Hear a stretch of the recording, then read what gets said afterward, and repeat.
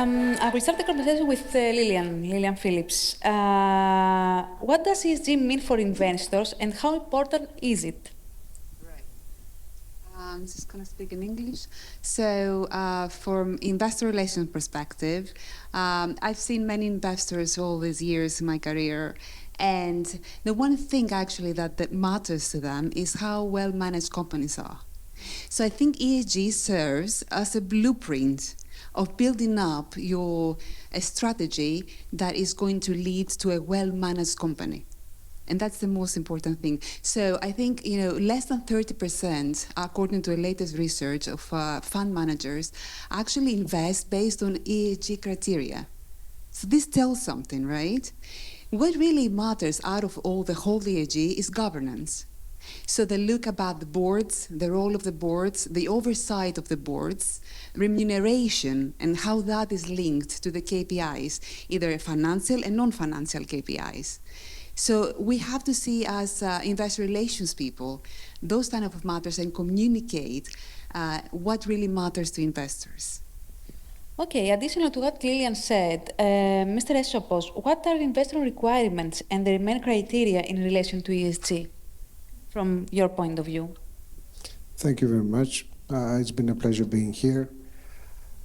In my capacity, I also have two different hats. One is a fund manager of an Article 8 fund here in Greece, and the second is a CEO of listed in the ATHEX stock exchange and participating in the ATHEX ESG index. So I've got the complexity of managing both sides of the coin. Investors are two different types, distinct types, the retail investors and the institutional investors. So we have let's start with the retail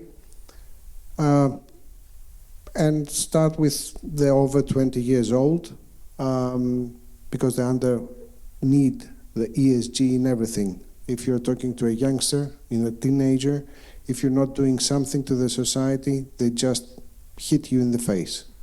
So over 20, they don't care too much about ESG. The primary concern is the portfolio performance.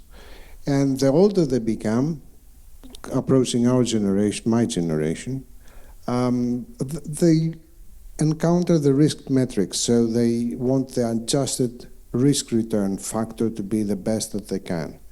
ESG comes as a complementary gift if they can have it. Going to the institutional investors, primarily pension funds, asset management companies, insurance firms, and banks, then you have a different approach, which is kind of obligatory in our age today because of all what's happening in Europe. Unfortunately, US is stepping back with a new president, which doesn't assist in the whole experiment in the world in order to reduce climate change and all that stuff. But Europe is progressing on its own, and Asia, we hope that it will follow. So because we can speak for ages about this topic, we must focus on four things when we talk about ESG or sustainability. The first one is the transparency. So everything has to be clear and comparable. Integrity is the second parameter. Somebody has to follow ESG because he's committed to and believes in, rather than just use it as a marketing gimmick. Then you go on to responsibility. So people do care about people and the environment and not just another marketing. And lastly, you have the resilience, which is that we all aim for a sustainable future value of the companies and the investments that we have. Elizabeth, what are the consequences for a company if they do not meet investor expectations on sustainability? Yeah, I think it's a complicated question, but it really boils down to access to capital and cost of capital. As Sean Kidney mentioned at the very start of the day, there is a lot of capital available for sustainability, and if a company ends up disappointing the investors who care about this, which is more and more investors, then that access to capital will start to get reduced. Secondly, the cost of capital, where there will be a penalization for firms that are seen as not as addressing risks properly and seizing the opportunities compared to their competitors. Marco, in your speech, you said about ratings. Do investors use ratings? Why are they important? Why is it worth for companies to deal with them despite the cost? Yeah, it's a really good question. In my opinion, there are two sides of the same medal. The first one is the economical, the other is the financial. By the economical point of view, for sure, in B2C business, clients are really ESG sensitive. So it's a matter of reputation and it's a matter of qualification of the products. In B2B, instead, we have to remember that big companies select their providers, so select their supply chain, considering their ESG profile. So even in this business, it's really relevant to maintain a good ESG profile. For the company, there are other advantages, mostly related to the cost, because it's quite common identifying that an ESG profile that is good lead to a lower credit risk.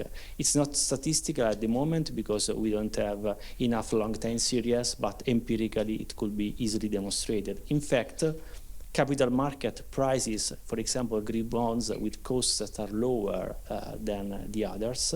And by the point of view of loans, typically the interest rate related to green products is lower than the others. So both of them are motivations, economical and financial, to have an increase in a proper ESG evaluation. Can you provide us with statistics on where Greek businesses are in terms of ratings? At the moment, I don't have it with me, but for sure I can provide it to all of you later on. In my opinion, however, talking only about ratings is not so proper because, as I said before, there are costs for sure to be evaluated.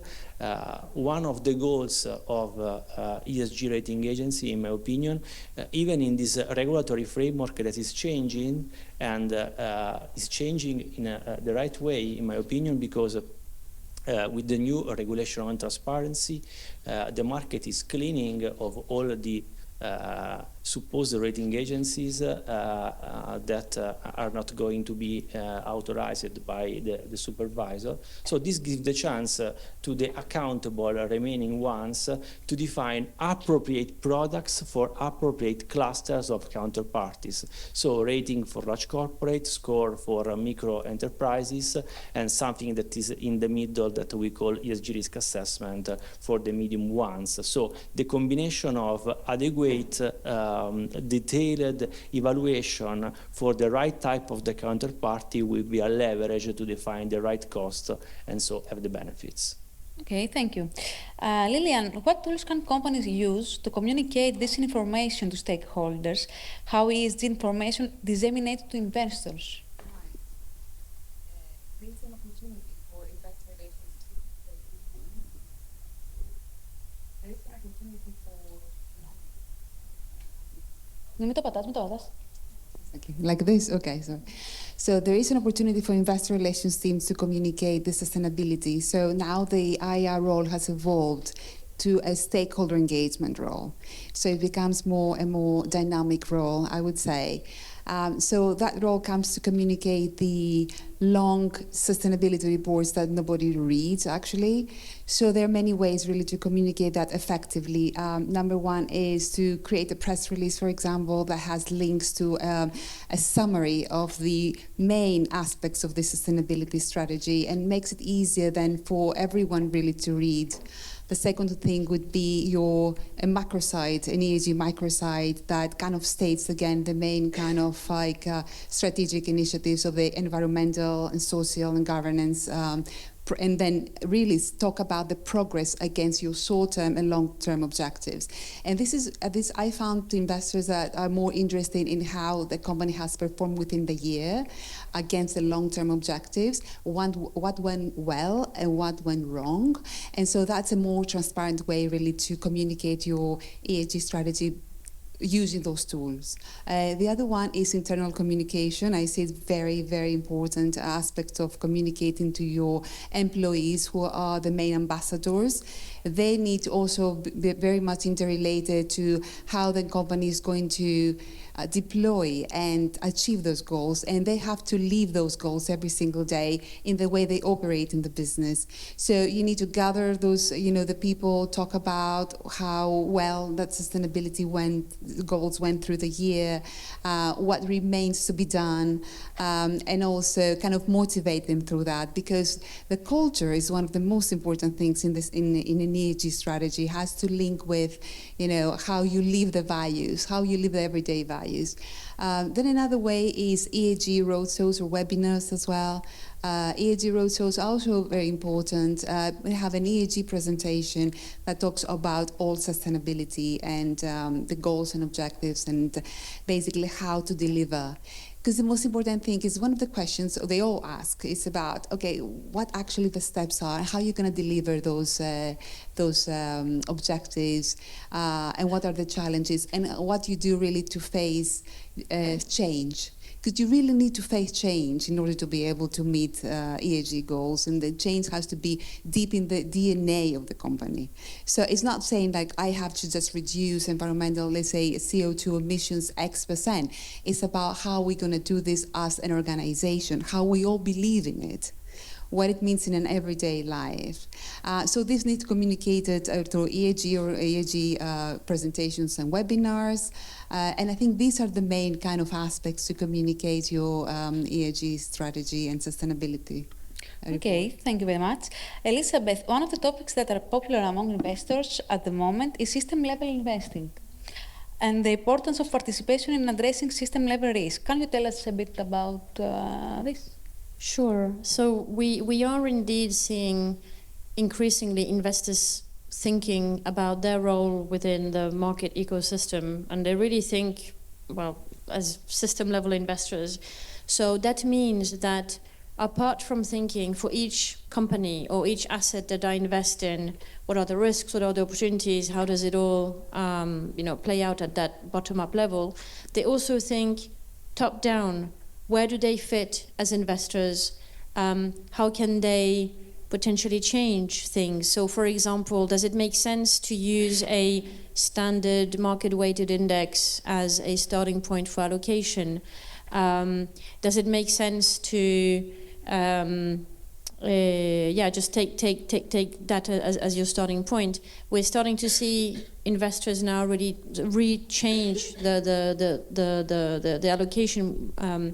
So, for example, the Cambridge Pension Fund has been working with Bloomberg, the index providers, on a new index for corporate bonds that takes into account the fossil fuel expansion of the corporate names, so that the idea is it's not realistic to say from today we will only allocate our assets in a net zero way. Let's go on a journey. Let's make it progressive. Let's take the transition into account. Let's think about where our capital is going.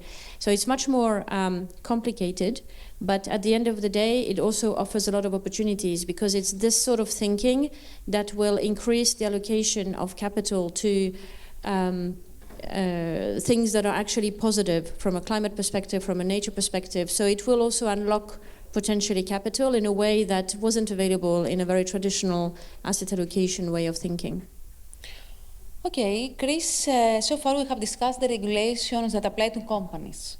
How has the regulatory framework affected you? I mean, the investors. Do you have an idea of how many products fall under the categories of Articles 8 and 9? Sure. Well, it's been a couple of years now, and the framework is set by the SFDR and the EU taxonomy for most of us. So things have changed. The framework is quite complicated, but we do follow that. And especially in Greece, almost all the asset managers that manage funds and Article 8 are PRI signatories. So all of them have incorporated the ESG criteria in their investment policies and procedures. So everything is documented, everything is according as it should be. And in Greece, we have only Article 8 because Article 9 is a tough cookie for big players, not for just domestic players. Article 8 is the light green. It's the easygoing category in ESG, and that is primarily concerning investments that cater for the social and environmental aspect, whereas the Article 9, which is the heavy-duty dark green, is investing primarily in sustainable investments, which means that you're investing for the long term and making an impact to the global environment. So in terms of figures, with the pharma figures, end of 2024, 9.1 trillion in Article 8, 52% market share, massive increase. A few years ago, back in 2021, when SFDR was starting, it was 25%. So it's a massive growth. Article 9, the tough cookie as we call it, only 350 billion, 2% market share. So you see the difference. I mean, what the regulators and all the non-financial people do not understand is how this heavy regulation impacts the cost. And at the end of the day, to be an economically viable fund and an economically viable investment management firm, you need gains. So Article 9 is something that's seriously costly. It's a pride to have. It's not a necessity to have. So that's why people avoid it. Taking that figures in Greece, as we speak, it's 2.3 billion in Article 8, 0 in Article 9. That's a 10% market share. And it's been there for the last 2 years, around 10%. So, based on the application that some investors have, talking about 8 and 9, what challenges do they face in meeting their obligations? For example, is there available information?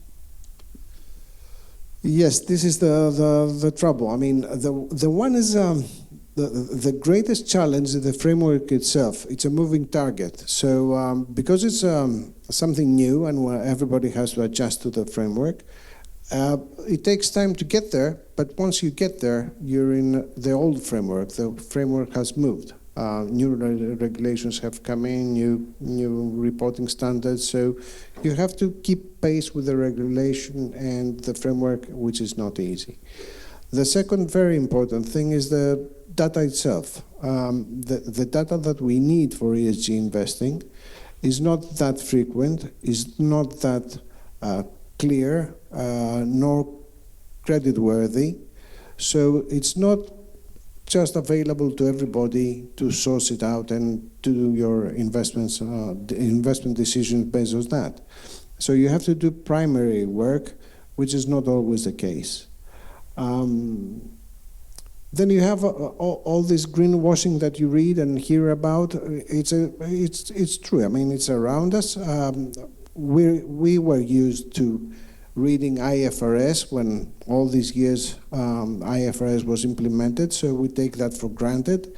We take for granted what's publicly available in ESG. That's not the case because there are many traps, and many people have fallen for greenwashing effects with a negative side in the investment opportunities. And lastly, you have all the reporting. The reporting standards have nothing to do with what we were used to as the financial reporting and disclosures. It's something much more demanding, much more complex, and it's a nightmare to follow all what you have to report, especially in Article 9. So that's why, once again, you go back to Article 8, which is a big chunk of the pie. Okay, thank you very much. Lilian, what is the IR's position in relation to the size of the company and what it should normally be? Right. Should it be involved or not? Right. So usually the IROs are like mid-management positions, and they usually not involved into sitting at the annual plans, annual business plans, or at the board sometimes, or working along CEOs and CFOs. And I believe this is such a major role. It has evolved, as I said, as a stakeholder engagement role. And so I think investor relations should be a C-suite level and should sit along with the CEOs, CFOs, and based on the sit around these strategic developments of the company, sit around strategy and plans and budgets, to really understand what's inside the company, how that company is going to drive growth in the future. So it's not about really talking about plans. We know to be talking about sustainability, financial and non-financial goals. So it's like the conduit to all type of major, let's say, departments. So strategy, HR, manufacturing, if it's a manufacturing company, the CEO, CFO, and then report back to the board. And report to the board what is the investor feedback, and it is an opportunity for the board and senior management as well to understand how investors perceive those KPIs, what was the feedback at the investor meeting, and then really readjust some of those KPIs, readjust some of that longer term strategic initiatives as well. I've seen it, and it really works. Because you have your investors that really it matters to them really your how well you're going to perform in the future. So they have thought about your model. So it's good to just go back and report those things. But definitely, this role should be sitting. It's a very senior role. Should be sitting along with a CEO, very director's role, and be very well informed in order to communicate effectively to the stakeholders. Okay, thank you. Elizabeth, back to you. Can a company, if it doesn't have the budget for a holistic sustainable approach, proceed with issuing green bonds for a specific project, for example? Yeah, green bonds are pretty awesome in that way because they allow to raise capital to be used for environmentally positive projects. And investors love them. There is a lot of standardization in the market about what they should look like, how they should be structured, what kind of projects they should be financing. There's taxonomies out there, there's the EU green bond standards, and there's a lot of demand for them. When they are issued, they can be listed on the dedicated segments of the, for example, of ATHEX has a segment where green bonds are listed. So it's a very kind of convenient instrument.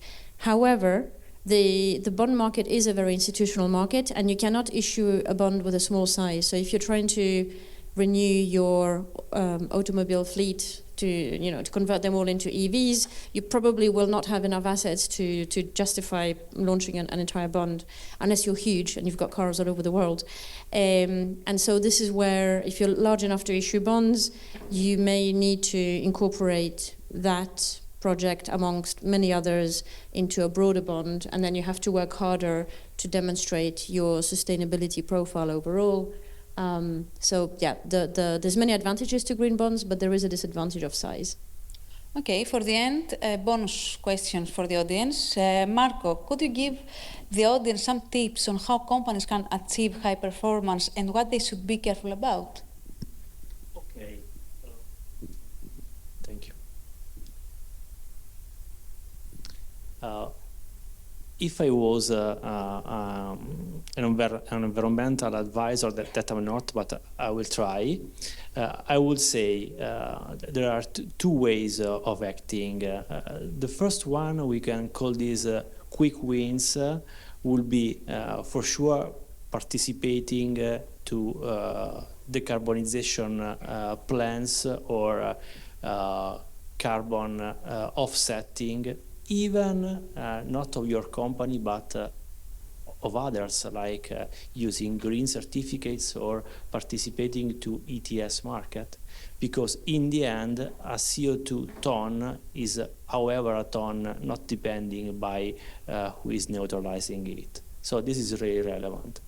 The other quick win, by the point of view of physical risk, would be a really easy one, and is insurance. In some countries, like Italy, where I come from, it's becoming compulsory by law, being insured against physical risk. So these are two actions of adaptation and mitigation that could help. Instead, if you watch this on a medium-long period, for sure executing on decarbonization plans and transition plans is really relevant, as improving or relocating as much as you can your premises to energy efficient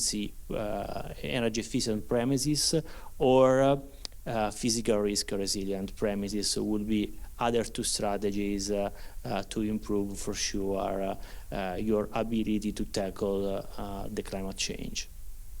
Thank you very much. Thank you all for the interesting conversation. Ευχαριστούμε.